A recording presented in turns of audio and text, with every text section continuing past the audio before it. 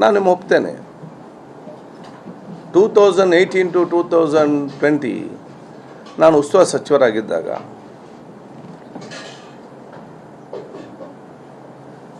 ನಾನು skill game, video game, illegal Ayurvedic massage parlour, clubs ಎಲ್ಲ ಕೂಡ ಮತ್ತು ನಿಮ್ಮ ಎಲ್ಲ ಕೂಡ ಲೈವ್ ಬ್ಯಾಂಡ್ ಎಲ್ಲ ಕೂಡ ಬಂದ್ ಮಾಡಿದ್ದೆ.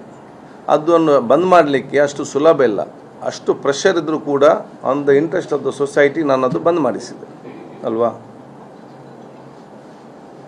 ನನ್ನ ಅಧಿಕಾರ ಹೋದ ತಕ್ಷಣ ಬೇರೆ ಗೌರ್ಮೆಂಟ್ ಬಂತು, ಇದೆಲ್ಲವೂ ಕೂಡ ಸ್ಟಾರ್ಟ್ ಮಾಡಿದರು. ನಾನು ಮರಳುಗಾರಿಕೆಯಲ್ಲಿ ಇಲ್ಲಿಗಾಗ್ತಂತೇಳಿ ಸ್ಯಾಂಡ್ ಬಜಾರ್ ಆ್ಯಪ್ ತಂದೆ. ನಿಗದಿತ ಸಮಯದಲ್ಲಿ ನಿಗದಿತ ಕ್ವಾಂಟಿಟಿ ರೇಟಿಗೆ ನಿಮಗೆ ಮನೆಗೆ ನಿಮಗೆ ಬೇಕಾದ ರೀತಿಯಲ್ಲಿ ಸಿಗ್ತದೆ ಅಂತೇಳಿ ಅದು ಚೆನ್ನಾಗಿ ನಡೀತಾ ಇತ್ತು. ನಾವು ಹೋದ ನಂತರ ಎಲ್ಲ ಕೂಡ ಇದನ್ನು ಓಪನ್ ಮಾಡಿದ್ವಿ. ಯಾರು ಕೂಡ ಮಾತಾಡಲಿಲ್ಲ, ಯಾರು ಕೂಡ ಕೇಳಲಿಲ್ಲ. ಮತ್ತು ನಾನು ಎನಿಸಿದೆ, ಇದು ನಾನು ಬಂದಾಗ ಮಾತನ್ನು ಬೇರೆಯವ್ರಿಗೆ ಇದರ ಬಗ್ಗೆ ಆಸಕ್ತಿ ಇಲ್ಲದಿದ್ದರೆ ನಾನು ಬಂದಾಗ ನಾನು ಯಾಕೆ ಒಬ್ಬನೇ ಮಾಡಬೇಕು? ಆಗ ಬೇರೆ ಎಮ್ ಎಲ್ ಎಗೆ ಜವಾಬ್ದಾರಿ ಇಲ್ವಾ? ಬೇರೆ ಗೌರ್ಮೆಂಟ್ ಬಂದಾಗ ಏನಿಲ್ವಾ? ಏನೂ ಆಗ್ಬೋದಾ? ನಾನು ಅಧಿಕಾರಕ್ಕೆ ಬಂದಾಗ ಮಾತ್ರ ಇದೆಲ್ಲ ಸಮಸ್ಯೆ ಬರುವಂಥದ್ದು. ಅದಕ್ಕೆ ನಾನು ಏನು ಮಾಡಿದ್ದೇನೆ, ನನಗೆ ತುಂಬ ಜನ ಫೋನ್ ಮಾಡ್ತಕ್ಕೆ ನನ್ನ ಕ್ಷೇತ್ರ ವ್ಯಾಪ್ತಿಯಲ್ಲಿ ಒಂದೇ ಒಂದು ಕ್ಲಬ್ಗೆ ನಾನು ಪರ್ಮಿಷನ್ ಕೊಡಲಿಕ್ಕೆ ಬಿಡಲಿಲ್ಲ. ಒಂದೇ ಒಂದು ಸ್ಕಿಲ್ ಗೇಮಿಗೆ ಅವಕಾಶ ಇವತ್ತಿಲ್ಲ. ಇಲ್ಲೀಗಲ್ ಆಯುರ್ವೇದಿಕ್ ಮಸಾಜ್ ಪಾಲ್ ನಮಗಲ್ಲಿ ಇವತ್ತು ಇಲ್ಲ.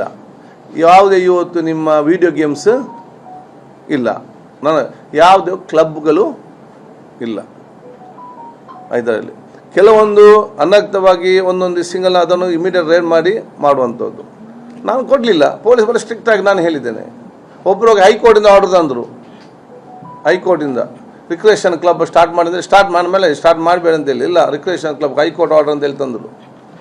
24 ಗಂಟೆ ಪೊಲೀಸ್ ಜೀಪ್ ಇಡಿಸಿದೆ. ಅಲ್ಲಿ ಮುಂದೆ ಯಾರು ಬರ್ತಾಯಿದ್ರು ಕ್ಲಬ್ಬಿಗೆ? ಒಂದು ವಾರದಲ್ಲಿ ಬಂದ್ ಮಾಡಿ ಹೋದರು. ಸೊ ಅಲ್ಲಿಯ ಲೋಕಲ್ ಎಮ್ ಎಲ್ ಎ ಜವಾಬ್ದಾರಿ. ಲೋಕಲ್ ಎಮ್ ಎಲ್ ಎ ಬೇರೆ ಎಲ್ಲ ಕೆಲಸಕ್ಕೆ ಹೋರಾಟ ಮಾಡ್ತಾರಲ್ಲ, ಅದಾಗಲಿಲ್ಲ. ಯಾಕೆ ಇದು ಮಾಡಲಿಲ್ಲ? ಹೋಗಿ ಇದನ್ನು ಯಾಕೆ ಹೇಳೋದಿಲ್ಲ? ನೀವು ಎಲ್ಲಿಯ ತನಕ ನನ್ನ ಕ್ಷೇತ್ರ ಅಂತ ನನ್ನ ಗಡು ಭಾಗದಲ್ಲಿ ಇರುವುದು ಆಯ್ತು. ನನ್ನ ಕ್ಷೇತ್ರ ಜಾಸ್ತಿ ಸ್ಟ್ಯಾಂಡ್ ಅಂತ ಬರೋದಿಲ್ಲ, ಎಲ್ಲ ಕಡೆ ಹೊತ್ತಿದೆ. ಎಲ್ಲಿ ತನಕ ನಾವು ಲೀಗಲಿಗೆ ಪರ್ಮಿಷನ್ ಕೊಡೋದಿಲ್ವೋ ಅಲ್ಲಿ ತನಕ ಈ ಸಮಸ್ಯೆಗಳು ನಿಲ್ಲುವಂಥ ಪರಿಸ್ಥಿತಿ ಬರುವಂಥ ಪರಿಸ್ಥಿತಿ ಆಗ್ತದೆ. ಯಾವುದು ನೋಡಿ, ನಿಮಗೆ ಒಂದು ಮನೆಯನ್ನು ಕಟ್ಟಬಹುದು, ನೀವೊಂದು ಮನೆಯನ್ನು ಕಟ್ತೀರಿ, ನಾನು ಇಡೀ ಮನೆಯ ಲಗಡೆ ತೆಗೆದು ಕೆಳಗೆ ಹಾಕಿದರೆ ಮತ್ತೆ ಅದನ್ನು ಕಟ್ಟಲಿಕ್ಕೆ ಅದೇ ರೀತಿ ಕಟ್ಟಲಿಕ್ಕೆ ಸುಲಭ ಇಲ್ಲ. ಈಗ CRZಗೆ ಲೀಗಲ್ ಪರ್ಮಿಷನ್ ಆಗಬೇಕು. ಈ 4 ವರ್ಷದಿಂದ ಇದನ್ನು ಯಾವುದು ಕೂಡ ಮಾಡಲಿಕ್ಕೆ ಹೋಗಲಿಲ್ಲ. ಲೀಗಲ್ ಪರ್ಮಿಷನ್ ಬರಬೇಕು.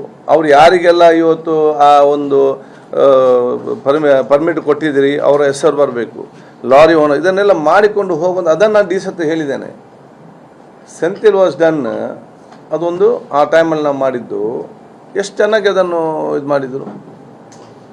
ಯಾಕೆ ಮಾಡಲಿಕ್ಕೆ ಆಗೋದು? ಮಾಡಬೇಕು. ಇವನ್ ಐ ಆಮ್ ಟೆಲ್ಲಿಂಗ್ ಅದನ್ನು ಮಾಡಬೇಕು. ನಾನು ಮೊನ್ನೆ ಕೂಡ ಮೀಟಿಂಗಲ್ಲಿ ಬೆಂಗಳೂರಲ್ಲಿ ಹೇಳಿದ್ದೇನೆ.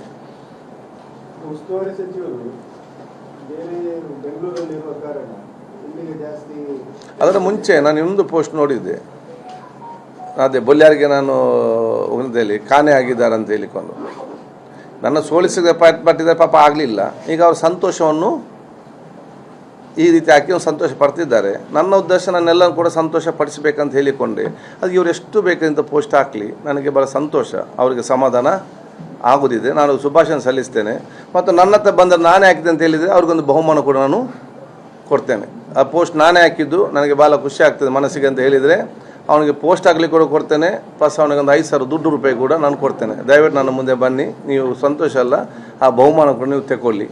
ಆ ಪೋಸ್ಟಾಗಿ ನಾನು ಇಷ್ಟೇ ಹೇಳುವಂಥದ್ದು, ಒಳ್ಳೆಯವರಿಗೆ ಅಗತ್ಯವಿಲ್ಲದವರಿಗೆ ಯುಟಿಕಾದರೂ ಕಾಣ್ತಾರೆ.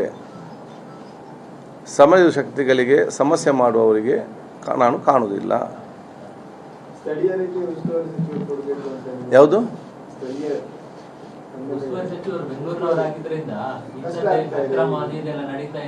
ಆಯ್ತಪ್ಪ, ಹಿಂದೆ ಯಾರಿದ್ರು ಇಲ್ಲಿ ಸಚಿವರು, ಉಸ್ತುವಾರಿ ಸಚಿವರು? ನಾನು ಹೋದ ನಂತರ ಯಾರು ಬಂದದ್ದು?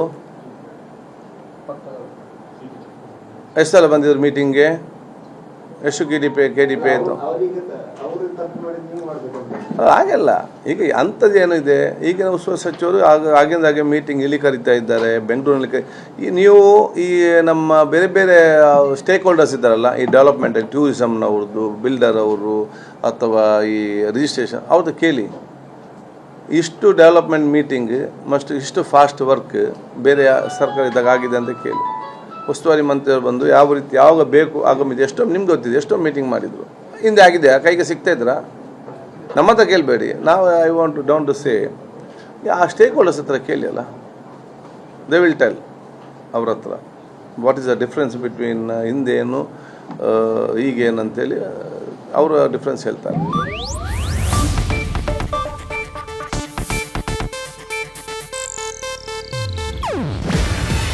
ಇದು ಏಷ್ಯಾನೆಟ್ ನ್ಯೂಸ್ ನೆಟ್ವರ್ಕ್ ಪ್ರಸ್ತುತಿ.